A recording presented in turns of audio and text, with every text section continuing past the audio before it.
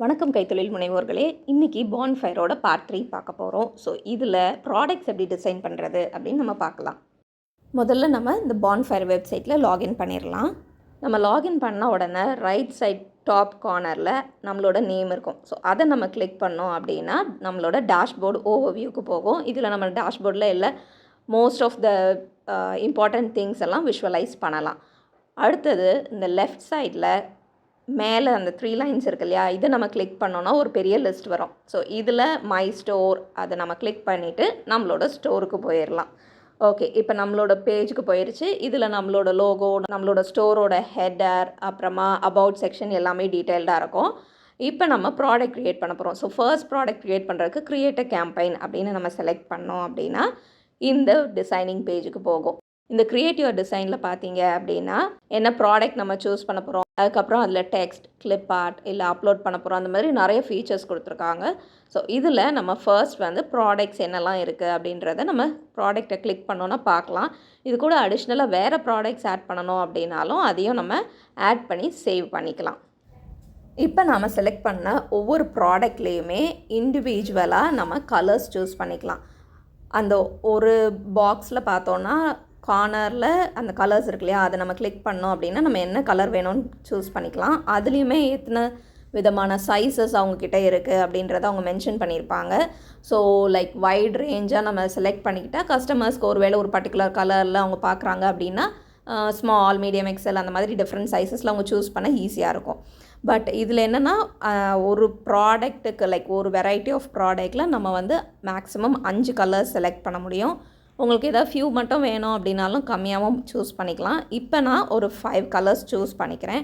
So நம்ம எந்த colour choose பண்ணுறோமோ அதுக்கு எக்ஸாக்டாக கான்ட்ராஸ்ட்டாக சிம்பிளான கலரில் நம்மளோட டிசைன்ஸ் இருந்தது அப்படின்னா அந்த பிரிண்ட் பண்ணுற காஸ்ட்டும் கம்மியாக இருக்கும், அந்த டிசைனிங்கும் எல்லாருக்கும் தெரிகிற மாதிரி இருக்கும் இல்லையா. ஸோ அதுக்கேற்ற மாதிரி நம்ம பண்ண போகிறோம். இன்றைக்கான நான் ரொம்ப பேசிக்காக ரொம்ப சிம்பிளான டிசைன் தான் காமிக்க போகிறேன். இதே மாதிரி நம்ம சூஸ் பண்ணி வச்சுருக்கிற எல்லா ப்ராடக்ட்ஸ்க்குமே கலர்ஸ் நம்ம தனித்தனியாக சூஸ் பண்ணிக்கலாம். ஒருவேளை நமக்கு அந்த ஒரு பர்டிகுலர் ப்ராடக்ட் வேண்டாம் அப்படின்னா அந்த ஒரு ப்ராடக்டோட விண்டோ இருக்கு இல்லையா, அதில் அந்த எக்ஸ் பாக்ஸ் இருக்கு இல்லையா, நம்ம அதை கிளிக் பண்ணோன்னா அந்த ப்ராடக்ட் வந்து டெலீட் ஆயிரும். ஒருவேளை நீங்கள் தப்பாக ஏதாவது கலர் சூஸ் பண்ணிட்டீங்க அப்படின்னாலும் நம்ம கடைசியில் கூட போய் அதை டெலீட் பண்ணலாம். ஸோ இடையில நம்ம இந்த கலர் தேவையில்லாமல் சூஸ் பண்ணிட்டோமே, இப்போ எப்படி ரிமூவ் பண்ணுறது, ஃபஸ்ட்லேருந்தே ஸ்டார்ட் பண்ணுமா அப்படின்னு நம்ம யோசிக்க வேண்டாம். அது ஒரு பர்டிகுலர் கலர் மட்டும் இல்லை, ஒரு பர்டிகுலர் ப்ராடக்ட் மட்டும் நம்ம டெலீட் பண்ணுறதும் ஈஸி தான். அடுத்தது நம்ம டிசைன் பண்ண போகிறோம். So text, clip art, design, upload எந்த வேணாலும் நம்ம செய்துக்கலாம். அப்லோட் வந்து நம்மளோட ஓன் டிசைன் நம்மக்கிட்ட தனியாக இருந்தது அப்படின்னா அந்த டிசைனை போடுறதுக்கு இந்த அப்லோட் ஃபீச்சர் நம்ம யூஸ் பண்ணுவோம். இப்போதைக்கு நான் வந்து ஒரு சிம்பிளான ஒரு டெக்ஸ்ட் கொடுக்குறேன். ஸோ நம்ம டெக்ஸ்ட்டை சூஸ் பண்ணிக்கலாம். இப்போ ஓப்பன் ஆகிற டெக்ஸ்ட் பாக்ஸில் நமக்கு என்ன விதமான வேர்டிங்ஸ் வேணுமோ அதை நம்ம டைப் பண்ணிக்கலாம். ஸோ நான் வந்து ஐ எம் அ கிராஃப்டர் அப்படின்னு டைப் பண்ணுறேன். டைப் பண்ணிவிட்டு ஆட் டெக்ஸ்ட் கொடுத்தோன்னா அந்த டெக்ஸ்ட் வந்து அந்த டிஷர்ட்டில் எந்த இடத்துல அவங்க பிரிண்ட் பண்ணுவாங்க, நார்மலாக ஒரு ஸ்கொயர் மாதிரி ஒரு ஷேப் இருக்கும், அந்த இடத்துக்குள்ளே நம்ம பிரிண்ட் பண்ணால் தான் அந்த டிஷர்ட்டை போடும் போதுமே கரெக்டாக விஷுவலைஸ்டாக இருக்கும். லைக் டிஷர்ட்டில் ரொம்ப கீழே கார்னர்லேயோ இல்லை சைட்லேயோ எங்கேயும் மிஸ் அலைன் ஆகாமல் இருக்கிறதுக்காக இந்த ஃபீச்சர் இருக்கும். இந்த பாக்ஸை ஏற்கனவே ப்ரீசெட் பண்ணி வச்சுருக்காங்க.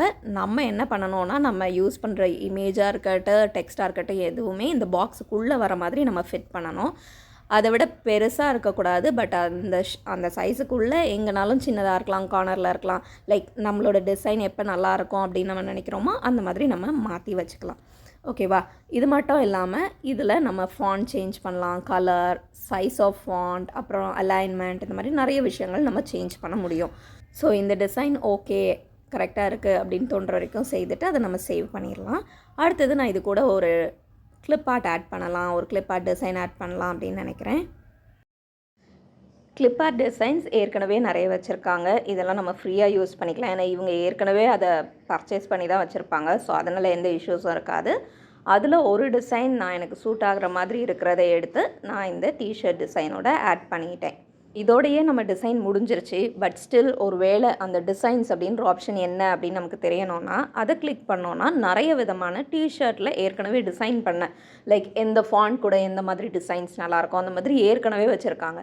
அதில் சில விஷயங்கள் நம்ம சேஞ்ச் பண்ணிவிட்டு நம்ம போடணும் அப்படின்னாலும் செலக்ட் பண்ணி இந்த டிசைன்ஸில் ஒரு டிசைனை செலக்ட் பண்ணி அதில் ஏதாவது ஆல்ட்ரேஷன்ஸ் வேணும், லைக் டிசைன் நல்லாயிருக்கு உள்ளுக்குள்ளே டெக்ஸ்ட் மட்டும் நம்ம மாற்றணும் அப்படின்னா கூட மாற்றி செய்துக்கலாம். இல்லைனா ஏற்கனவே அவங்க யூஸ் பண்ணியிருக்கிற ஃபாண்ட்ஸில் நம்மளோட வேறு ஏதாவது ஒரு ஒரு ஒரு லோகோ ஒரு ஸ்லோகன் மாதிரி ஒரு வேர்டிங்ஸ் ஏதாவது நம்ம அந்த இடத்துல ஆட் பண்ணி நம்ம டிசைன் பண்ணலாம். இப்போ இதில் ஒரு டிசைனை செலக்ட் பண்ணி கொடுத்த உடனே இதை அப்ளை பண்ணுமான்னு கேட்டுச்சு. கன்ஃபார்ம் கொடுத்த உடனே ஸோ அந்த டிசைன் ஓப்பன் ஆயிடுச்சு. இப்போ இதில் இந்த டெக்ஸ்ட் இருக்கு இல்லையா, ஸோ அதை நம்ம ஒவ்வொன்றும் கிளிக் பண்ணி நம்ம வேணும்னா அதில் அந்த வேர்டிங்ஸை நம்ம மாற்றிக்கலாம். இல்லை ஒருவேளை எக்ஸ்ட்ரா வேர்ட்ஸ் இருக்குது அதை டெலீட் பண்ணோம் அப்படின்னா அதை செலக்ட் பண்ணும் போதே அதில் ஒரு எக்ஸ் மார்க் இல்லை அதை ரொட்டேட் பண்ணணும், அந்த மாதிரி நிறைய ஆப்ஷன்ஸ்லாம் இருக்குது. ஸோ அது எல்லாத்தையுமே நம்ம ஆல்ட்ரு பண்ணி நமக்கு தேவைப்படுற மாதிரி நம்ம டிசைன் பண்ணிக்கலாம்.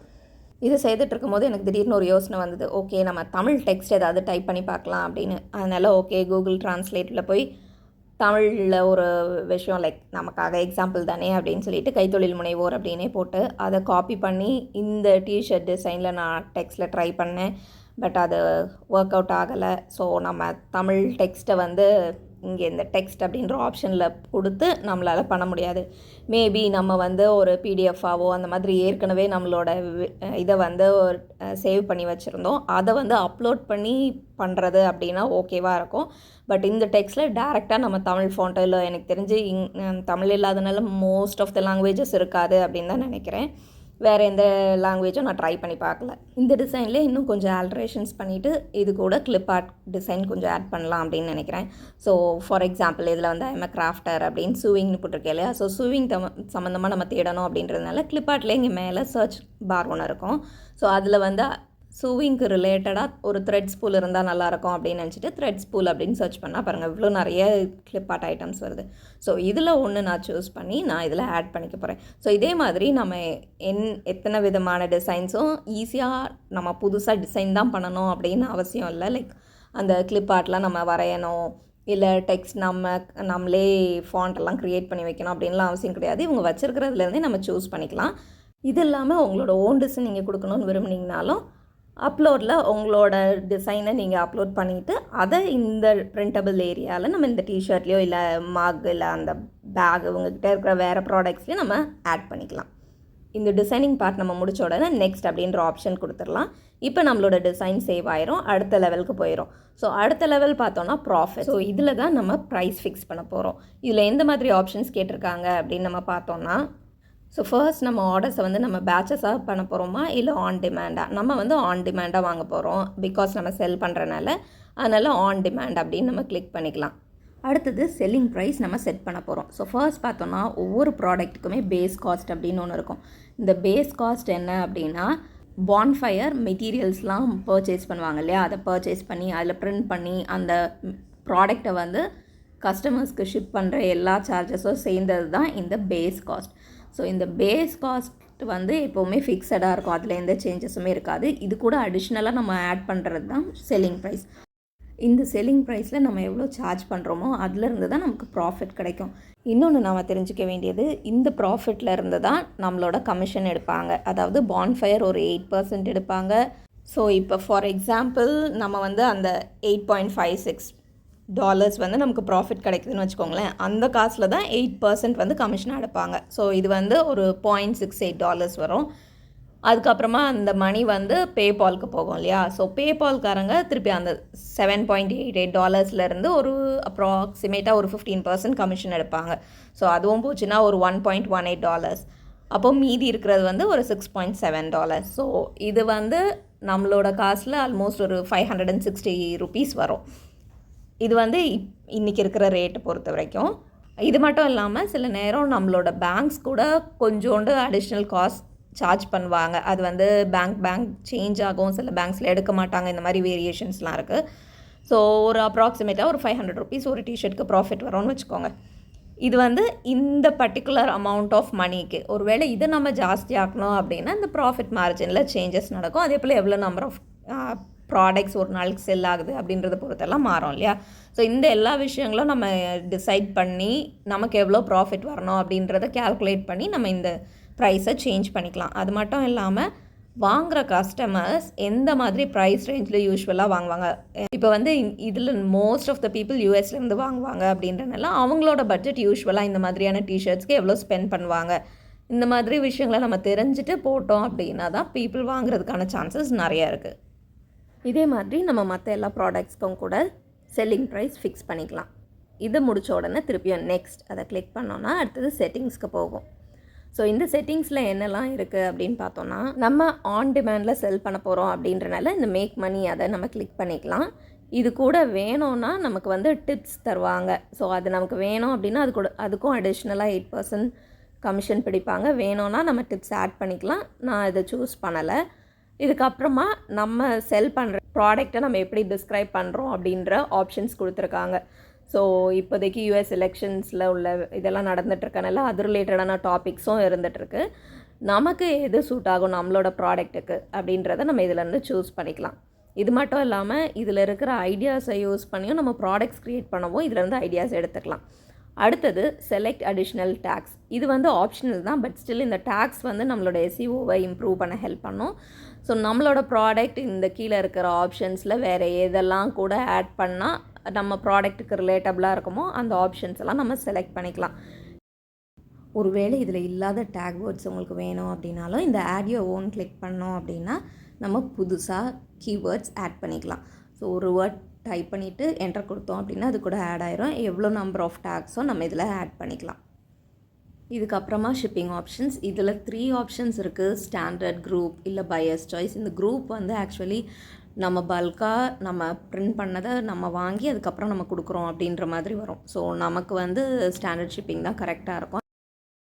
அடுத்தது இந்த அட்வான்ஸ் செட்டிங்கில் பார்த்தோன்னா எனேபிள் ஆர்டர் ரெஃபரல்ஸ். யாராவது ரெஃபர் பண்ணி அது மூலமாக வருதா அப்படின்னு சொல்லிட்டு மேபி லைக் ஒரு பிரிண்ட் ஆன் டிமாண்டுக்கு இது எவ்வளோ தூரம் ஒர்க் அவுட் ஆகும் அப்படின்னு எனக்கு தெரியல.